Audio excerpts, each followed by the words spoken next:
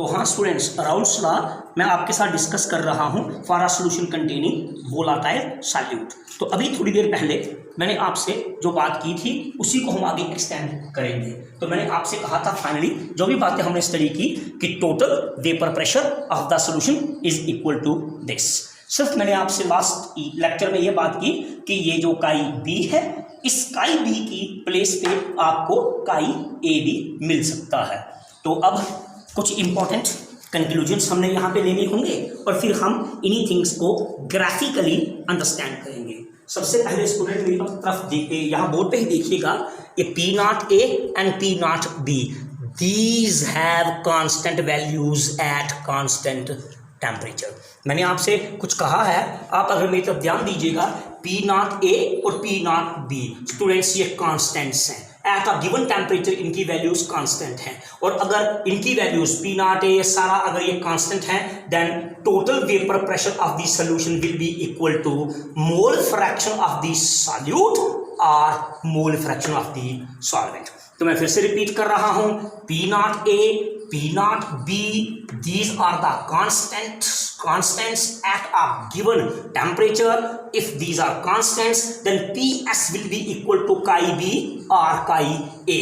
इसका meaning total vapour pressure जो solution का होगा that will be equal to mole fraction of the solvent or solute. तो इससे कंक्लूजन क्या निकलता है कि टोटल वेपर प्रेशर सोल्यूशन का जो है that is directly proportional to the mole fraction of the solvent और mole fraction of the solute.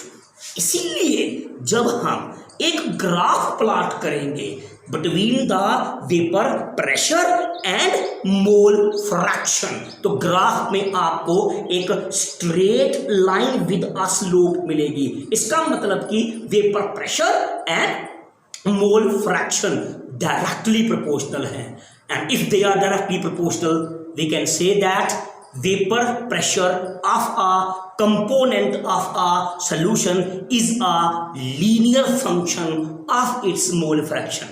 Student linear function मैंने क्यों कहा? मैं क्या कह रहा हूं आपसे, वेपर प्रेशर सॉल्यूशन का और मोल फ्रैक्शन जो है सॉल्वेंट एंड सॉल्यूट की वो डायरेक्टली प्रोपोर्शनल है। उनके बीच में अगर आप ग्राफ प्लॉट करोगे, ग्राफ में आपको स्ट्रेट लाइन मिलेगी। इसका मीनिंग ये हुआ कि vapour pressure and mole fraction जो है, इसका मीनिंग ये हुआ कि वेपर प्रेशर जो है that is a linear function of the mole fraction. तो इसी को हम ग्राफिकली प्लॉट करेंगे। वैसे तो हमें 2 ग्राफ्स प्लॉट करना पड़ते हैं, लेकिन हम ये सब कुछ एक ही ग्राफ में शो करेंगे। तो सबसे पहले स्टूडेंट देखिएगा, ये हमारा ग्राफ में एक्स एक्सिस है और इस एक्स एक्सिस पे मैंने प्लॉट किया है मोल फ्रैक्शन। एक्स एक्सिस पे हमने प्लॉट किया हुआ है मोल फ्रैक्शन, और ये हमारा वाई एक्सिस है, और वाई एक्सिस पे हमने प्लॉट किया हुआ है वेपर प्रेशर। यहाँ एक तरफ वेपर प्रेशर है प्योर सॉल्वेंट का, और एक तरफ वेपर प्रेशर है प्योर सॉल्यूट का। प्योर सॉल्वेंट मीन्स उसमें सॉल्यूट मिक्स नहीं है, प्योर सॉल्यूट मीन्स उसमें सॉल्वेंट मिक्स नहीं है। दोबारा, pure solvent means solute mix नहीं किया गया है सॉल्वेंट में, और प्योर सॉल्यूट मीन्स उसमें सॉल्वेंट मिक्स नहीं किया गया है। तो ये जो वाई एक्सिस है ये इंडिकेट कर रही है वेपर प्रेशर, और ये जो एक्स एक्सिस है ये हमारे ग्राफ में इंडिकेट कर रही है मोल फ्रैक्शन। फिर यहां फोकस करते हैं थोड़ा सा, काई ए इक्वल्स टू 1। वैसे तो आपको मालूम है काई ए प्लस काई बी दोनों का sum total is equal to 1। अगर काई ए 1 आता है then at that time chi B will be equal to 0। इसका मीनिंग क्या है? अगर यहाँ काई ए 1 है, इसका मीनिंग यहाँ पे सॉल्वेंट प्रेजेंट है, और अगर काई ए 1 है तो काई बी का वैल्यू यहाँ 0 होगा। इसका मीनिंग कि यहाँ सॉल्वेंट है लेकिन यहाँ सॉल्यूट नहीं है। इसीलिए ये वाला जो बच्चे यहाँ हमने शो किया है, ये वाला एक्स एक्सिस, यहाँ पे आपको ये इंडिकेट करेगी vapour pressure of the solvent. क्यों? क्योंकि यहाँ काई ए तो है, काई ए का वैल्यू 1 तो है, काई ए का मैक्सिमम वैल्यू 1 ही हो सकता है, लेकिन यहाँ काई बी का वैल्यू 0 है, काई बी 0, काई A 1, it simply means that solvent is present but solute is not present. और अगर यहाँ सॉल्यूट प्रेजेंट नहीं है तो ये आपको इंडिकेट कर रहा है vapour pressure of the pure solvent.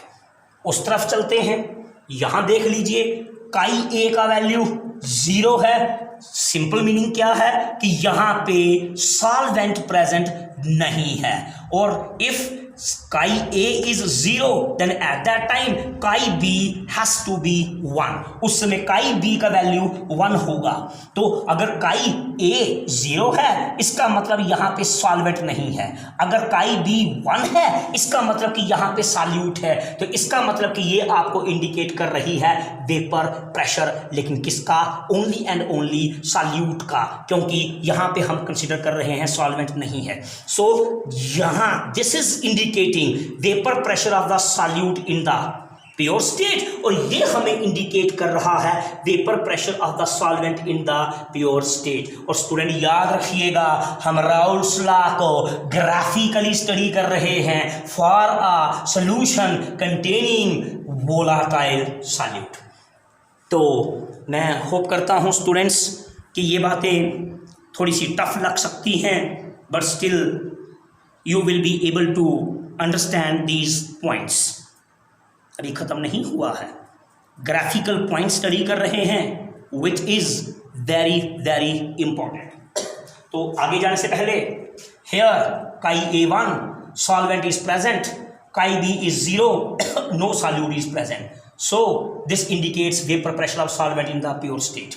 Here chi A is 0, no solvent is present, chi B is 1, solute is present, so here this indicates vapor pressure of the solute in the pure state. अब student graph पे ही अपनी नजरें रखिएगा, only graph is important in this case जो हम study कर रहे हैं। तो आपके साथ कुछ बातें अब हम यहाँ पे स्टडी करेंगे और सभी स्टूडेंट को यहाँ पे फोकस करना है। और वो क्या फोकस करना है स्टूडेंट? देखिए काई A 1 है, और जैसे हम ग्राफ में मैं आगे आगे चलता हूं तो यहां पहुंचकर काई A का वैल्यू 0 हो रहा है। क्या मीनिंग समझ रहे हैं स्टूडेंट आप? मैक्सिमम वैल्यू काई ए का 1 ही होगा, और जैसे जैसे आप ग्राफ में एक्स एक्सिस पे आगे आगे चलते जा रहे हो, मोल फ्रैक्शन सॉल्वेंट का डिक्रीज करता जा रहा है, and at this point mole fraction solvent का 0 हो गया।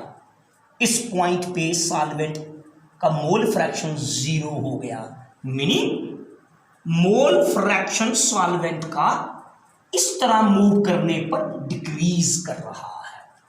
तो स्टूडेंट मैं क्या करूंगा, इस पॉइंट को और इस पॉइंट को मैं ज्वाइन करूंगा, ये पॉइंट और ये पॉइंट मैंने दोनों को ज्वाइन किया, और दोनों को ज्वाइन करके मुझे ग्राफ में ये स्ट्रेट लाइन मिल गई, और इस स्ट्रेट लाइन मुझे ये ग्राफ में मिल गई, मुझे इन दोनों पॉइंट को ज्वाइन करके।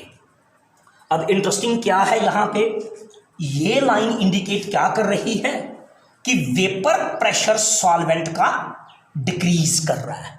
कैसे स्टूडेंट्स? फोकस करना होगा। यहां पे आप देखो डिफरेंट पॉइंट्स में मार्क कर दूं, ये पॉइंट में मार्क कर दूं, और ये पॉइंट बच्चे में मार्क कर दूं।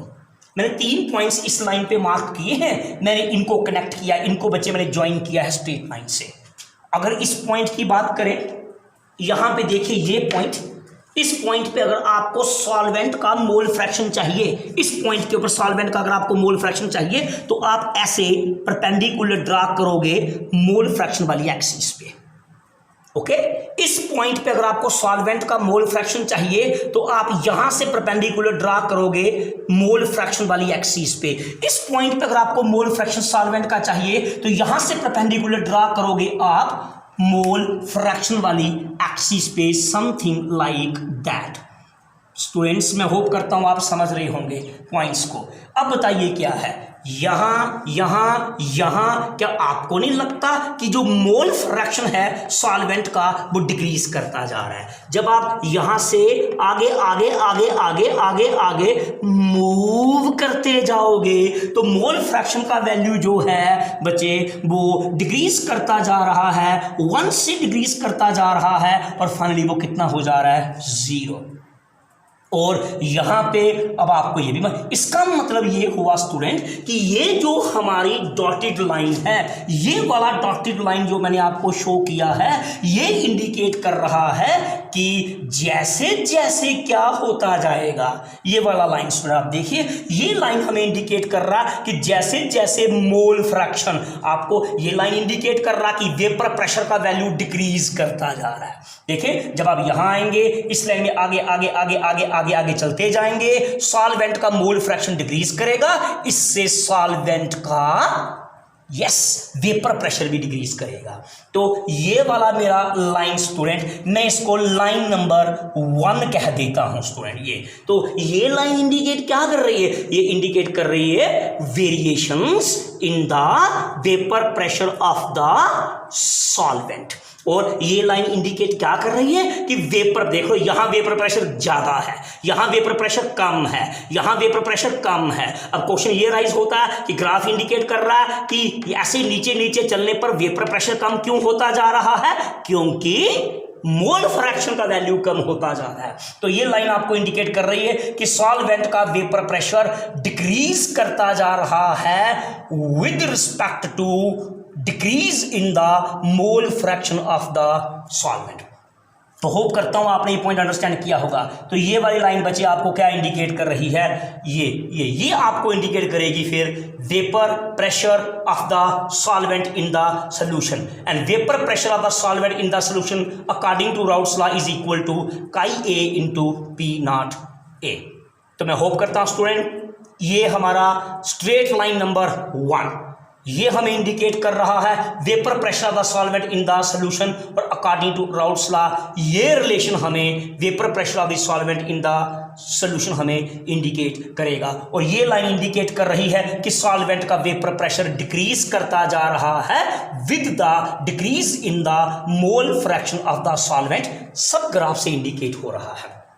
अगला पार्ट लेते हैं स्टूडेंट। अब हम अगर यहाँ काई ए का वैल्यू 1 है, इसका मतलब यहाँ सॉल्वेंट है, और at the same time when काई A is 1 eight that time chi B is equal to 0। यहाँ पे सॉल्यूट फिर नहीं है, कुछ ऐसा हम अज्यूम कर रहे हैं। अब हम vapour pressure of the solute find out करने वाले हैं इन द सॉल्यूशन। तो हम क्या करेंगे, ये वाला पॉइंट और इस वाले पॉइंट को हम ज्वाइन करेंगे, और दोनों को ज्वाइन करके आपको ये वाला स्ट्रेट लाइन मिलेगा। अब इस स्ट्रेट लाइन पे आप देखिएगा, पहले वाले में आपको क्या मिला था, vapour pressure of the solvent में वेपर प्रेशर सॉल्वेंट का डिक्रीज कर रहा था क्योंकि सॉल्वेंट की मोल फ्रैक्शन में डिक्रीज आ रहा था। अब आप यहां पे देखो स्टूडेंट, यहां ये वाला पॉइंट पे देखो, यहां पे देखो वेपर प्रेशर सॉल्यूट का, और इस बात को भी याद रखो ये लाइन आपको क्या इंडिकेट कर रही है, पहले केस अलग था, वहां इंडिकेट कर रहा था आगे चलने पर मोल फ्रैक्शन सॉल्वेंट का डिक्रीज हो रहा है, लेकिन यहां काई बी का वैल्यू 0 है, और यहां पे देखो काई बी का वैल्यू जो है स्टूडेंट्स 1 है। अगर यहाँ काई बी का वैल्यू 1 है और यहाँ काई बी का वैल्यू अगर 0 है, तो इसका मतलब जैसे जैसे आप आगे आगे यहाँ पे चलते जा रहे हैं तो मोल फ्रैक्शन ऑफ सॉल्यूट इंक्रीज करती जा रही है। तो इसलिए स्टूडेंट इस पॉइंट पे देखो, इस पॉइंट पे देखो, इस पॉइंट पे देखो, इस पॉइंट पे देखो, इन पॉइंट्स पे आपको क्या मिलेगा कि सॉल्यूट का जो वेपर प्रेशर है वो इंक्रीज होता जा रहा है। अब क्वेश्चन ये है कि वो सॉल्यूट का वेपर प्रेशर क्यों इंक्रीज होता जा रहा है, ग्राफ इंडिकेट कर रहा है, देखो बच्चे कि क्योंकि सॉल्यूट का क्या होता जा रहा है, जब आप यहां से लेके यहां तक मूव कर रहे हैं, यहां पे काई बी 0, यहां पे काई बी 1, क्योंकि सॉल्यूट की मोल फ्रैक्शन इंक्रीज करती जा रही है, इसीलिए ये लाइन इंडिकेट कर रही है कि सॉल्यूट का वेपर प्रेशर इंक्रीज करता जा रहा है। तो ये वाला लाइन हमारा मान लीजिए सेकंड स्ट्रेट लाइन है। सेकंड स्ट्रेट लाइन हमें इंडिकेट कर रहा है vapour pressure of the solute in the solution, और वो राउल्स लॉ लगा के आप इस रिलेशन के through vapour pressure of the solute in the solution जो है वो आप फाइंड आउट कर सकते हैं। तो इस स्ट्रेट लाइन का कंक्लूजन क्या है, ये शो कर रही है सॉल्यूट का वेपर प्रेशर इंक्रीज करता जा रहा है, बढ़ता जा रहा है। क्यों? क्योंकि उसकी ग्राफ इंडिकेट कर रहा है मोल फ्रैक्शन में इंक्रीज आ रही है। और यहां पे जाके क्योंकि काई ए जीरो हो जाएगा, जब यहां काई ए का वैल्यू जीरो हो जाएगा तो यहां सिर्फ फिर सॉल्वेंट रह जाएगा। और सॉरी स्टूडेंट, तो रिपीट करता हूं, यहां पे जाके बच्चे काई ए का वैल्यू जीरो हो जाएगा, और अगर काई ए का वैल्यू यहां पे जीरो है तो फिर काई बी का वैल्यू यहां पे 1 होगा। तो इसका मतलब यहां पे सिर्फ सॉल्यूट होगा, इसलिए हमने शो किया है सॉल्यूट का vapour pressure in the pure state. तो टू इक्वेशंस क्या आप स्टडी किए।